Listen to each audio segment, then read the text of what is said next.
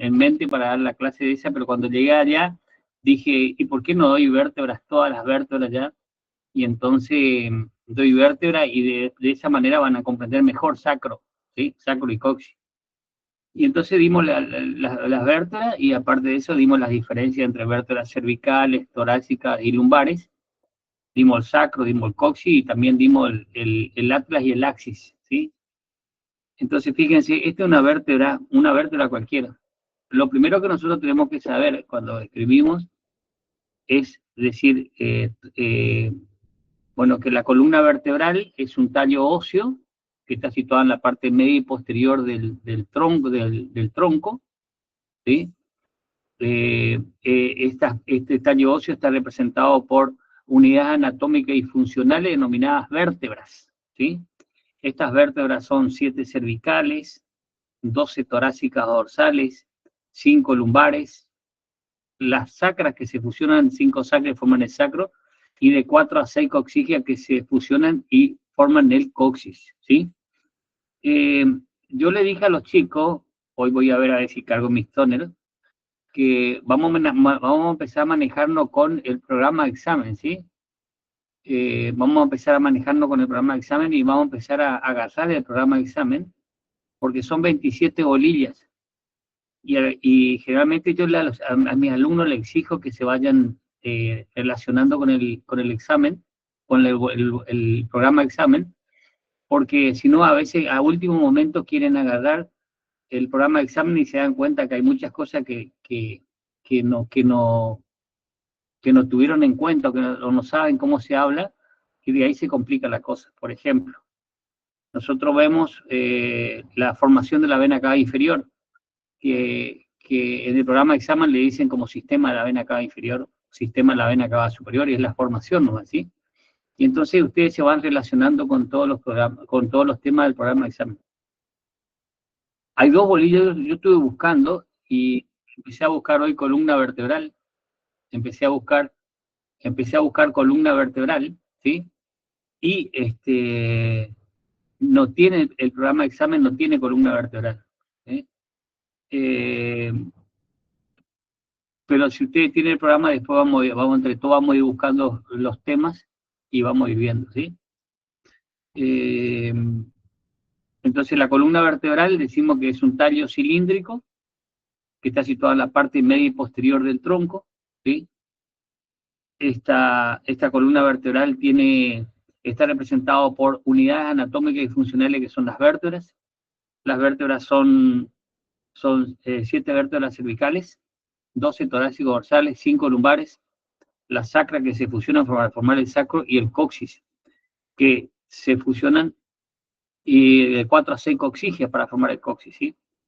Todos los elementos cada una de los cuerpos vertebrales tiene, los cuerpos vertebrales, y ahí empezamos, los cuerpos vertebrales tienen, cada una de las vértebras, digo, tiene cuerpo vertebral, cuerpo vertebral. Le voy a mostrar el esquema y después vamos a ir tengo las vértebras, ¿sí? Cuerpo vertebral, ¿sí? El cuerpo vertebral, fíjense, tiene cara anterior, cara posterior, cara superior y cara inferior, que son articulares, ¿sí? Esto que le hice acá arriba y acá abajo serían los discos intervertebrales, los discos intervertebrales. Entonces la cara superior y la cara inferior son articulares y se comunican con la vértebra suprayacente y con la vértebra subyacente, ¿sí? Los cuerpos vertebrales. La tiene cara anterior, cara posterior y 2 caras laterales, ¿no?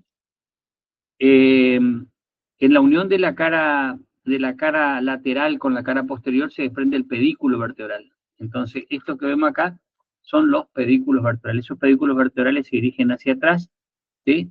Y en la parte posterior da origen a la apófisis, el pedículo que se dirige hacia atrás, y en la parte posterior da origen hacia arriba a las apófisis articulares superiores, que serían esto que yo le digo acá, hacia abajo a las apófisis articulares inferiores, ¿sí? Hacia afuera a la apófisis transversa, hacia atrás y hacia adentro a las láminas vertebrales, ¿sí? Las láminas vertebrales que se reúnen para formar la apófisis espinosa, ¿sí? La apófisis espinosa. Entonces, toda vértebra tiene cuerpo vertebral que tiene cara anterior, cara posterior, cara superior, cara inferior y 2 caras laterales, ¿sí? cara anterior, cara posterior, dos caras laterales, una cara superior e inferior que son articulares y se articulan con las vértebras suprayacentes y subyacentes.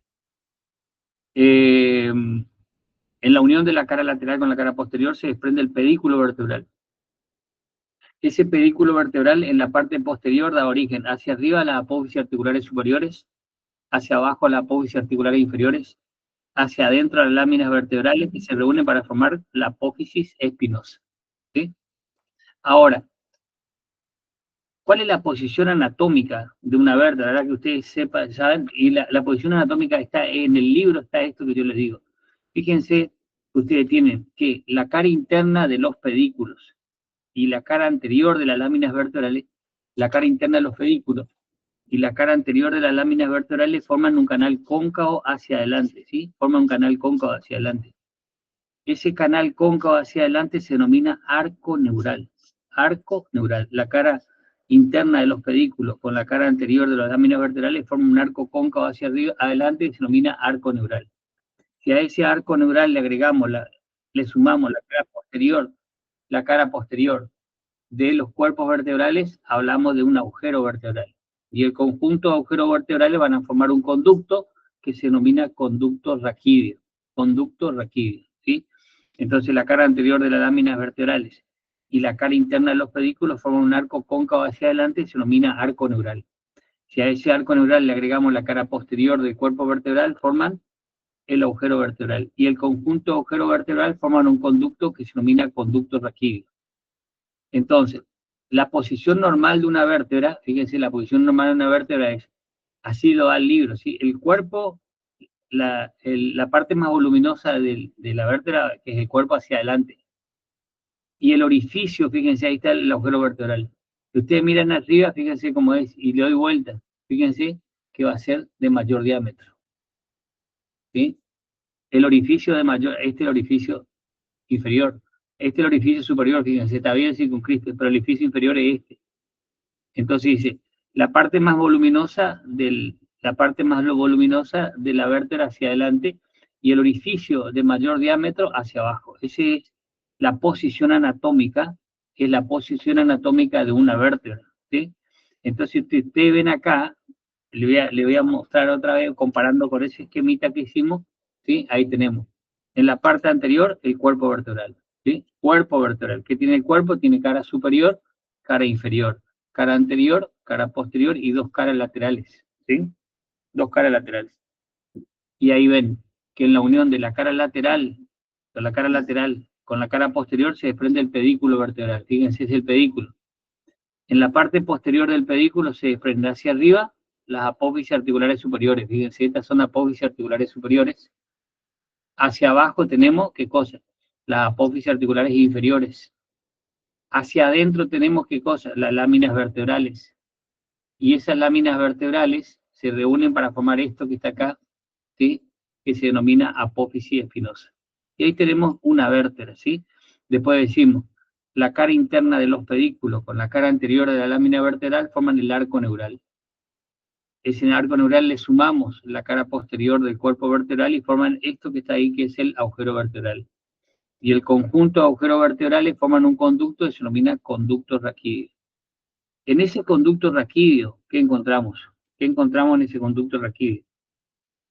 Y entonces, en el conducto raquídeo encontramos en la parte media esto que ven acá, que está acá, que sería la médula espinal. La médula espinal, ¿sí? Esa médula espinal es un tallo cilíndrico también. Y en un corte axial vemos que tiene cara anterior, cara posterior y dos caras laterales. ¿Sí? En la unión de la cara anterior con la cara lateral hay un surco anterolateral o colateral anterior. Y de ese surco anterolateral o colateral anterior se desprende esto. ¿Y esto qué es? La raíz anterior del nervio raquídeo. En el surco anterolateral o colateral anterior se desprende qué cosa es esto. ¿Qué es esto? La raíz anterior del nervio raquídeo. En la unión de la cara lateral con la cara posterior está el surco posterolateral o colateral posterior, y a partir de ahí se origina qué cosa, la raíz posterior del nervio raquídeo. En el trayecto de la raíz posterior del nervio raquídeo, acá estoy haciendo otro tema que se denomina nervio raquídeo, ¿sí? En el trayecto de la raíz posterior encontramos entonces una la raíz posterior del nervio raquídeo, encontramos el ganglio raquídeo o ganglio espinal. Y en ese ganglio raquídeo o ganglio espinal, nosotros sabemos que están las zonas en T o son las bipolares, que son las primeras neuronas sensitivas o sensoriales, ¿sí? Esas raíces anterior y posterior salen acá, ¿sí? Salen por este orificio, por este espacio que está acá. Este espacio que está acá, fíjense, acá, es este que ven acá, ¿sí? Fíjense, hacia adelante tienen el cuerpo vertebral y el disco intervertebral. Cuerpo vertebral y el disco intervertebral hacia adelante, ¿sí? Entonces, hacia adelante que tienen el cuerpo vertebral y el disco intervertebral. Hacia arriba que tienen el borde inferior del pedículo suprayacente. Hacia abajo que tienen el borde superior del pedículo subyacente. Y atrás que tienen la articulación entre la apófisis articular superior y la apófisis articular inferior, ¿sí? Este agujero que ven acá tiene mucha importancia desde el punto de vista anatómico y desde el punto de vista también clínico, o póngale, qué sé yo, tiene mucha importancia, ¿por qué? Porque ese agujero se denomina agujero intervertebral o agujero de conjunción, sale, ¿qué cosa? La raíz anterior y la raíz posterior del nervio raquídeo. Por ese agujero intervertebral o de conjunción pasa el nervio raquídeo, ¿sí? El nervio raquídeo, la raíz anterior y posterior del nervio raquídeo, y eso se reúne y forma el nervio raquídeo. Ese nervio raquídeo, ¿sí? Fíjense, va a dar una rama anterior, este es el nervio raquídeo, ¿sí? Tiene dos raíces, una raíz anterior que es motora, una raíz posterior que es sensitiva, se reúne y forman el nervio raquídeo. Y este nervio raquídeo, fíjense, da una rama, ¿sí? Una rama anterior y una rama posterior. Una rama anterior y una rama posterior. Esta es la rama anterior, ¿sí? Y esta es la rama posterior, ¿sí? Esta es la rama anterior y esta es la rama posterior. Recuerden ustedes que la médula era siempre le digo que la médula es como un edificio con 31 pisos y cada piso se denomina neurómera, ¿sí? Los 8 primeros pisos se denominan neurómeras cervicales, después tienen 8, las vértebras son 7, pero las neurómeras cervicales son 8. ¿Por qué? Porque el primer piso está entre el occipital y el atlas, y por ahí sale el primer nervio raquídeo, ¿sí? Y después los demás pisos se relacionan con cada una de las vértebras, ¿sí? Entonces, de cada neurómera nosotros tenemos que sale un par de nervios raquídeos. Esos nervios raquídeos, es decir, tanto la médula como los nervios raquídeos, dentro del conducto raquídeo está rodeado por la pía madre, por la aranoide, por la dura madre. Pía madre, aranoide y dura madre, ¿sí? Sale el nervio raquídeo y se ve una rama anterior y una rama posterior. Este es un tema de examen también, rama anterior, ¿sí? Esta es una rama anterior y esta es la rama posterior. Este es un tema de examen muy fácil, pero mucha gente no sabe, ¿sí? La rama anterior, acá son raíces, se originan por raíces, dan origen a ramas. La rama anterior en la región cervical da dos plexos. Las ramas anteriores en la región cervical se comunican unas con otras y forman el plexo cervical y el plexo braquial. La rama anterior en la región cervical forman el plexo cervical y el plexo braquial. La rama anterior en la región torácica no se comunican, no forman plexos, forman los nervios intercostales, ¿sí? Mientras que en la región lumbar, en la región sacra y en la región coxígea, la rama anterior forman los plexos lumbar, sacro, pudendo y sacrocoxígeo. Entonces, voy a hacer acá abajo, le voy a poner, y después le mando este esquemita que estoy haciendo acá. Estoy tratando de fabricar este esquemita porque nunca hacemos este esquema, ¿sí? Siempre dice, ¿hay en algún lado donde se pueda leer esto? La rama anterior. Entonces, la rama anterior, ¿qué dijimos? En la región cervical, estamos hablando de médula, ¿sí? Estamos hablando de médula. En la región cervical, la rama anterior forma el plexo cervical, ¿sí? El plexo cervical, o sea, las ramas anteriores se comunican y forman el plexo cervical y el plexo braquial, ¿sí? Braquial. La rama anterior, en la región torácica o dorsal, ¿sí?, no se anastomosan y forman los nervios, no se comunican y forman los nervios intercostales. Intercostales. Y la rama anterior, en la región lumbar, estamos hablando de médula, ¿sí? En la médula lumbar, en la región sacra y en la región coccigia, ¿sí?, se comunican y forman el plexo lumbar. ¿Qué otro plexo? Plexo sacro, plexo pudendo y plexo sacrococcigio. Sacrococcigio. ¿Sí? Esto es nervio raquídeo, ¿estamos? Mientras que la rama posterior, fíjense, la rama posterior, están destinados a los músculos que ocupan este espacio entre la cara posterior de la apófisis transversa, la cara posterior de las láminas vertebrales y la apófisis espinosa, y estos son los músculos de los canales vertebrales. La rama posterior entonces está destinado a los músculos posteriores, serían músculos posteriores del tronco, no solamente los músculos canales vertebrales, sino los músculos posteriores del tronco, los músculos y la piel de la parte posterior del tronco. Esto es nervio raquídeo, así como le describí, es nervio raquídeo. Entonces, yo lo que quiero que tengan en cuenta bien es este orificio, se denomina agujero conjunción, ¿sí? ¿Por qué? Bueno, ya que le desarrollé le voy a decir por qué yo le doy este agujero de conjunción. Fíjense que los cuerpos vertebrales están unidos unos con otros a través de un fibrocartílago, que es el disco intervertebral, ¿sí? De un fibrocartílago que es el disco intervertebral.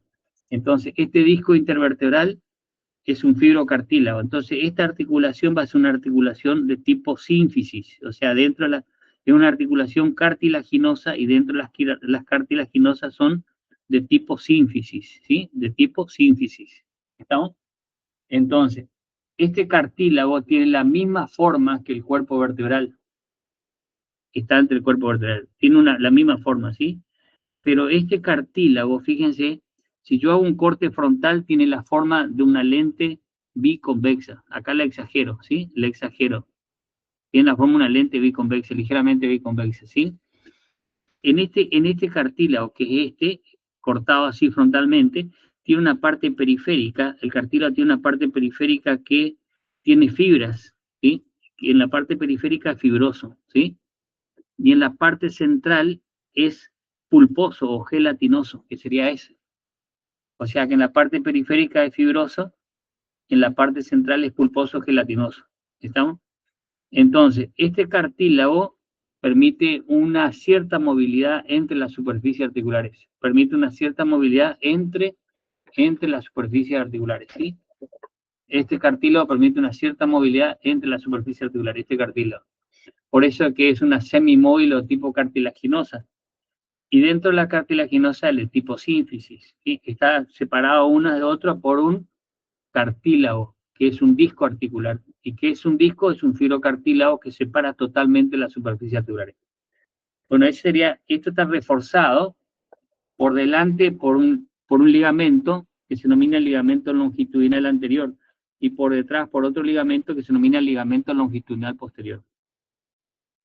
Pero, ¿qué pasa con este cartílago? Este cartílago resulta que está expuesto a las presiones del cuerpo y al peso del cuerpo, ¿sí? Algunas veces cuando levantamos un exceso de peso que supera la capacidad de nuestro cuerpo, entonces puede romperse este cartílago, la parte periférica se rompe. Y al romperse, se produce la salida de esto para acá. Para adelante no puede salir, o si sale, queda retenido por el ligamento longitudinal anterior, que es grueso. Si sale para atrás en la parte media, queda retenido por esto que está acá, que sería el ligamento longitudinal posterior. Donde más va, si sale para adelante acá no pasa nada, pero el tema es si sale hacia atrás y hacia afuera. Si sale en esta zona, fíjense, si sale para esta zona, ¿sí? Esto es lo más complicado, ¿sí? Si sale para atrás, para afuera, porque ¿para dónde está saliendo? A esta zona. y esta zona que es el agujero intervertebral o agujero de conjunción. Y entonces, una vez que si sale para atrás, esa hernia comprime el nervio y eso es lo que duele. ¿Sí? Eso es lo que duele. Entonces, cuando es hacia atrás y hacia afuera, va a cerrar la agujero de conjunción y entonces va a comprimir, va a pinzar el nervio. Y ese es el que provoca el dolor. ¿Sí? Eso provoca dolor.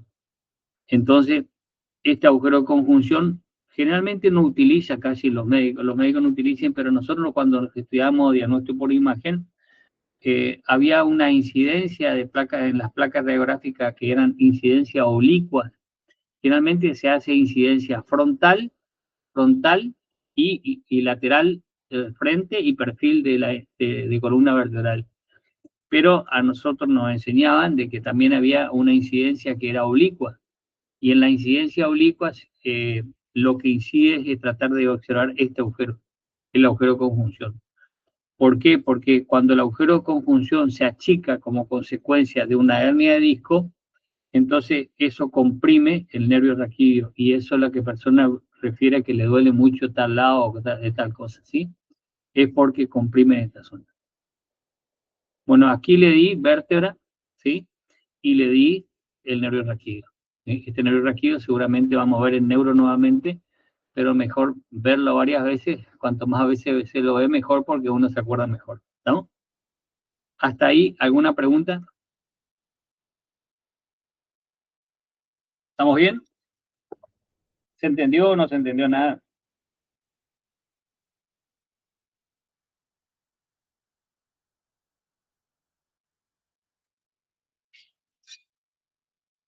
Bueno, entonces, ¿se entendió? Parece, ¿no?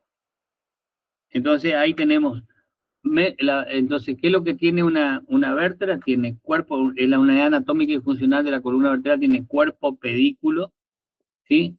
El cuerpo es, eh, el cuerpo tiene cara anterior, cara posterior, cara superior y cara inferior, y dos caras laterales. La cara superior e inferior son articulares, y se articula con la vértebra suprayacente y subyacente a través de un fibrocartílago que es el disco articular. En la unión de la cara lateral con la cara posterior se desprende el pedículo vertebral.